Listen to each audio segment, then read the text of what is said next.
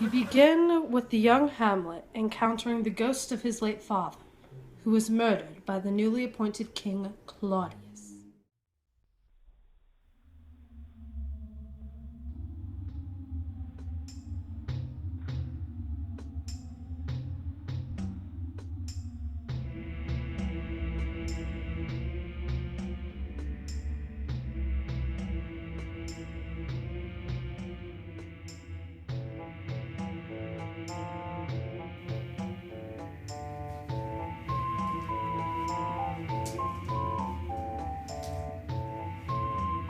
Speak, I am bound to hear.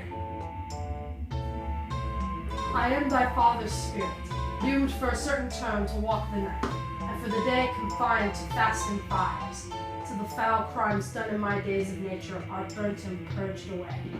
List, oh list, if thou didst ever thy dear father love, revenge his foul and most unnatural murder.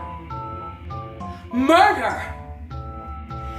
Haste me to know it, that I, with wings as swift as meditation or the thoughts of love, may sweep to revenge. I, that incestuous, that adulterate beast, with witchcraft of his wit and gifts that have the power so to seduce, one to his shameful lust the will of my most seeming virtuous queen. Brief, let me be. Upon my secure hour thy uncle stole, with juice of cursed ammonia in a vial, and in the porches of my ears did pour the leprous distillate, whose effect holds such an enmity with the blood.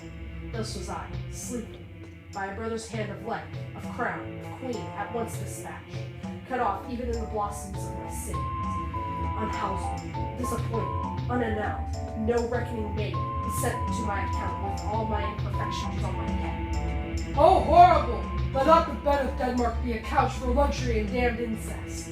Take not thy mind, nor let thy soul contrive as thy mother ought. Leave her to heaven, and to those thorns that in her bosom watch, to prick and sting her. Fare thee well at least. Unmixed with baser matter, yes, by heaven, O most pernicious woman, O villain smiling, damn villain, my tables, meted as I, sit it down that one may smile, and smile may be a villain. At least I am sure it may be so in Denmark. So, uncle, there you are. Now to my word. It is now to my word. It is adieu. Adieu. Remember me, I have sworn. Polonius discovers Hamlet's budding love of his daughter, Ophelia. He stages an audience to discuss his love as a possible cause of his insanity. Welcome, dear Rosencrantz and Guildenstern. Moreover that we did much long to see you. You did provoke our hasty sending. Something have you heard of Hamlet's transformation, so call it, sith nor the exterior nor the inward man, resembles that it was, what it should be more than his father's death, that thus hath put him so much from the understanding of himself, I cannot dream of. I entreat you both, that being so young of days brought up with him, and sith so neighbored to his youth and behavior, that you vouchsafe your rest here in our court, some little time so by your companies, to draw on him pleasures and to gather so much as from occasion you may glean. Whatever aught to his unknown affliction afflicts him thus, that opened lies within our remedy. Good gentleman, he hath much talked of you, and sure I am 2 men there are not living, to whom he more adheres, if it will please you to show us so much gentry and goodwill, as to expand your time with us a while, for the supply and profit of our hope, your visitation shall receive such thanks as fits a king's remembrance. Both your majesties, might by the sovereign power you have of us put your dread pleasures into command, than to entreat.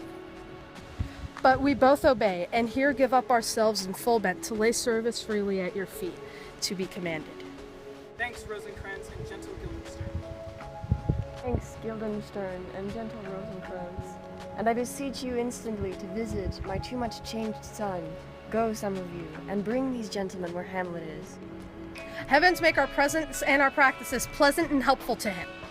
Aye, amen.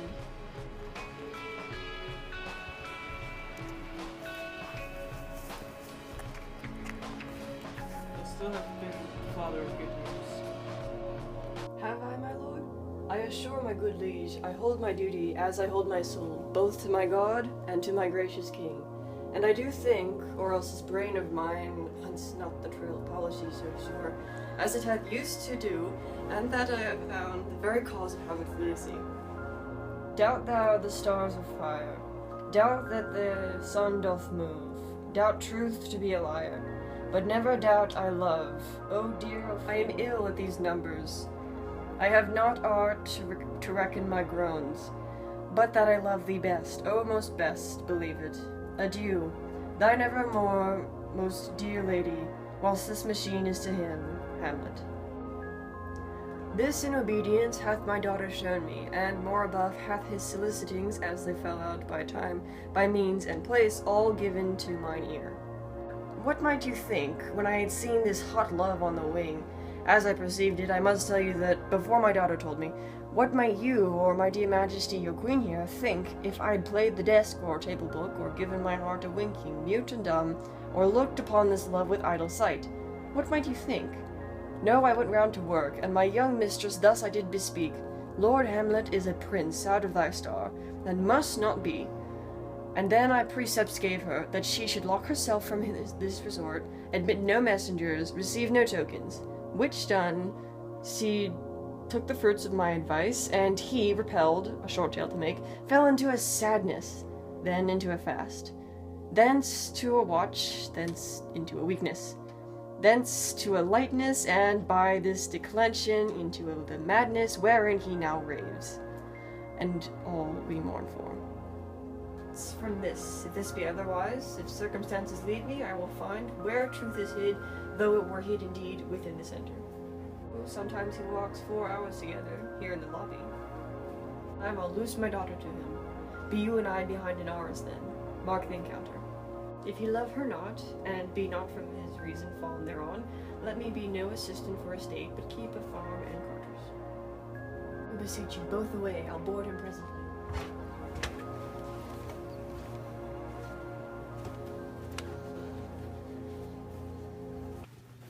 How does my good Lord Hamlet? Oh, God of mercy. Me, my lord. Excellent well. You are so honest a man. Honest, my lord? Aye, sir. To be honest, as this world goes, is to be one man picked out of 10,000. True, my lord. Have you a daughter? I have, my lord. Let her not walk in the sun. Conception is a blessing, but as your daughter may conceive, friend, look to it. How say you by that, still harping on about my daughter? He is far gone, and truly in my youth I suffered much extremity for love, very near this. I'll speak to him again. What do you read, my lord? Words, words, words. What is the matter, my lord? Between who? I mean, the matter that you read, my lord. Slander, sir. For the satirical rogue says here that all men have grey beards, that their faces are wrinkled, their eyes purging thick amber and plum tree gum, and that they have a plentiful lack of wit, together with most weak hams. All which, sir, though I most powerfully and potently believe, yet I hold it not honestly to have it thus set down. For yourself, sir, should be old as I am, if like a crab you could go backward. This be madness, yet there is method in it. Will you walk out of the air, my lord? Into my grave. Indeed, that is out of the air. I will leave him and suddenly contrive the means of meeting between him and my daughter. My honorable lord, I will most humbly take my leave of you. You cannot, sir, take from me anything that I will more willingly part withal, except my life, except my life, except my life. Fare you well, my lord.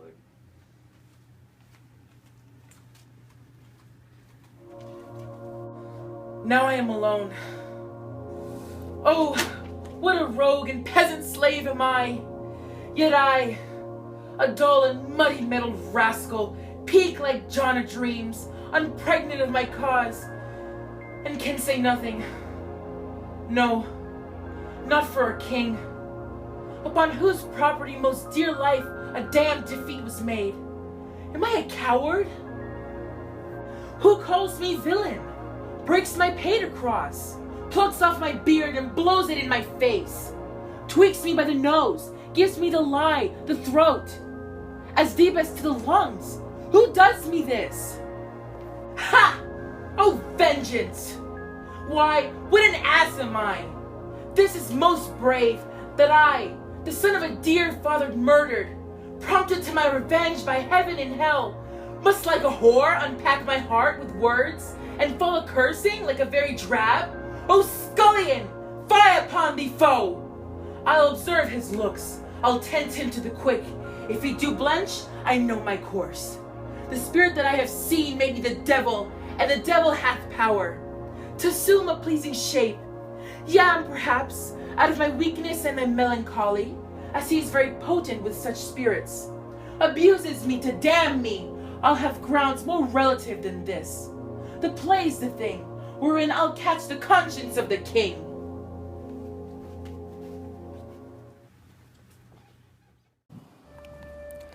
The mighty king and queen.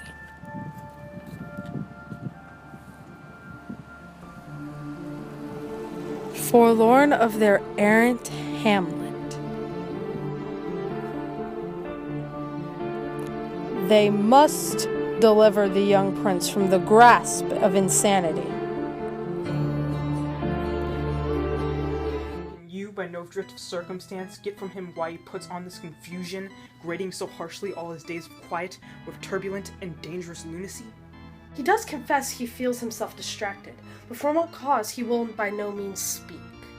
Nor do we find him forward to be sounded, but with a crafty madness keeps aloof, when we would bring him on to some confession of his true state.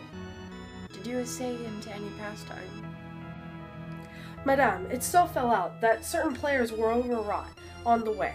Of these we told him, and there he did seem in him a kind of joy to hear it. They are about the court, and, as I think, they have already ordered this night to play before.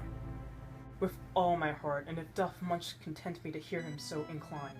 Good gentlemen, give him a further edge, and drive his purpose into these delights. 'Tis too true! How smart a lass is it speech doth give my conscience.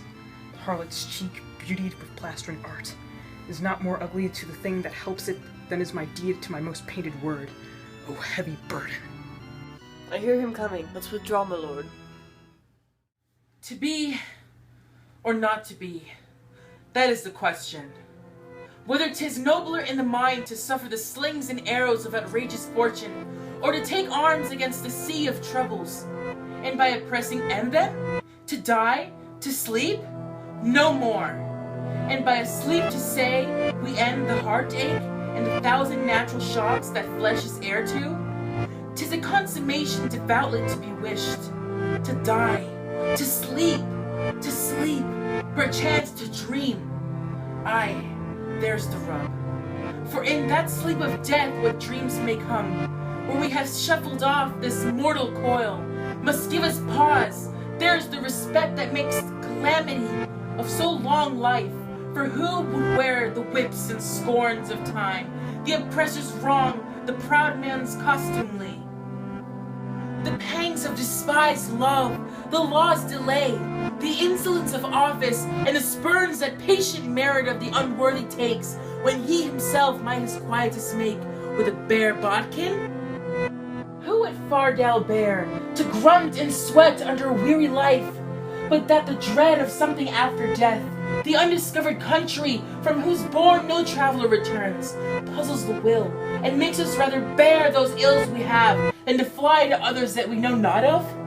Thus conscience does make cowards of us all, and thus the native hue of resolution is sickled o'er with the pale cast of thought, and enterprises of great pitch and moment, with disregard their current turns awry, and loses the name of action. Soft you now, the fair Ophelia, nymph, in thy orisons be all my sins remembered.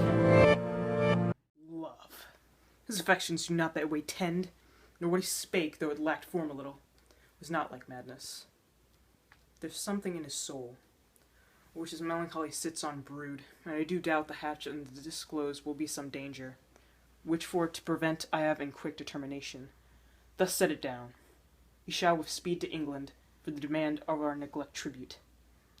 Hardly the seas and countries different with variable objects shall expel this something settled matter in his heart, whereon his brain shall beating put him thus from fashion of himself. What think you, aunt? My lord, do as you please, but if you hold it fit, after the play, let his queen mother all alone entreat him to show his grief. Let her be round with him, and I'll be placed, so please you, in the ear of all their conference. If she find him not, to England send him, or confine him where your wisdom best shall think. It shall be so. Madness and great ones must not unwatched go. In yet another effort to discover the cause of Hamlet's insanity, Queen Gertrude confronts her son, while Polonius hides behind an arras and listens to their conversation. However, he is discovered and slain by Hamlet, the latter believing him to be the king. The king then inquires of Hamlet what it is that he has done. I have sent to seek him, and to find the body. How dangerous it is that this man goes loose. Yet must not we put strong law on him. His loved abstracted multitude, who like not in their judgment, but their eyes. And where 'tis so, the offender's scourge is weighed, but never the offense. To bear all smooth and even, the sudden sending him away must seem deliberate pause. Diseases desperate grown by desperate appliance are relieved, or not at all.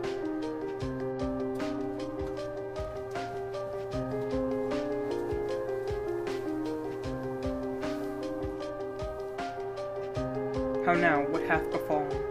Where the body is bestowed, my lord, we cannot get from him.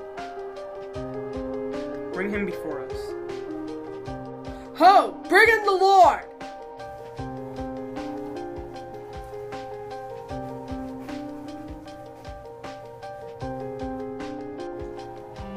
Now Hamlet, where's Polonius? At supper. At supper? Where? Not where he eats, but where he is eaten. A certain convocation of politic worms are eaten at him. Your worm is your only emperor for diet.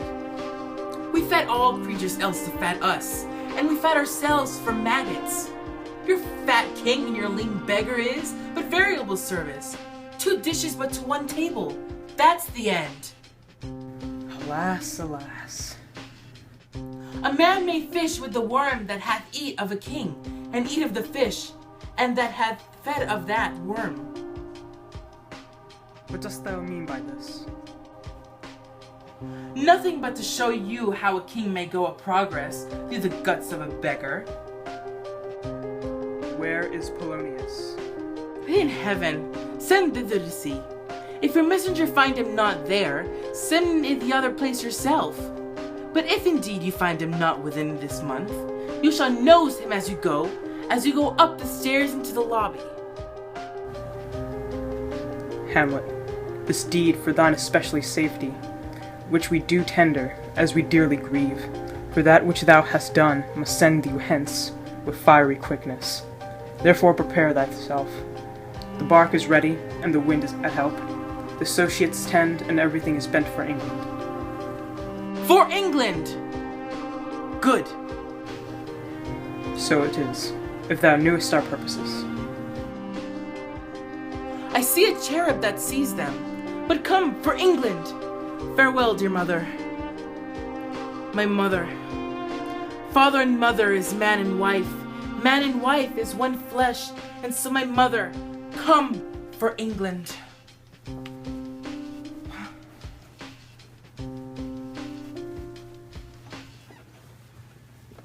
The present death of Hamlet.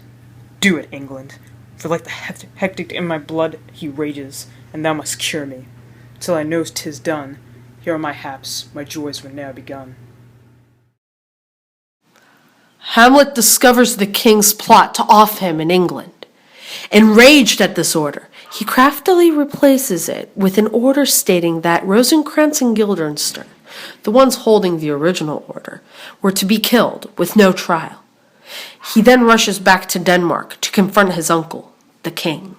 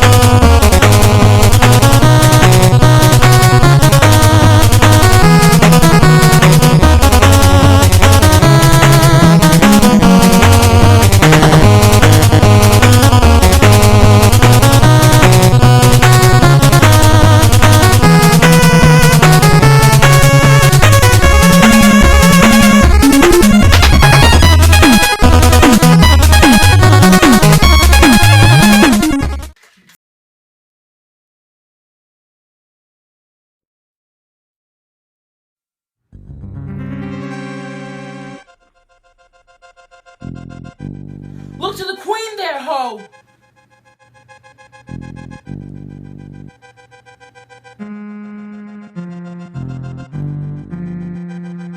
The point venom to them, venom to thy king! Oh, treason! Treason! Oh, defend me! Hear thou, incestuous murderous Dane, drink off this poison. Is thy union here?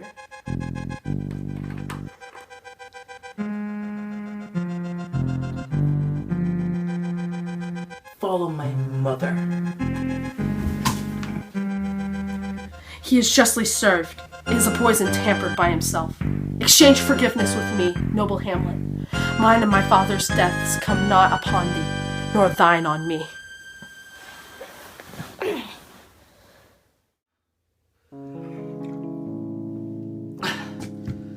Oh, I die. The potent poison quite overgrows my spirit.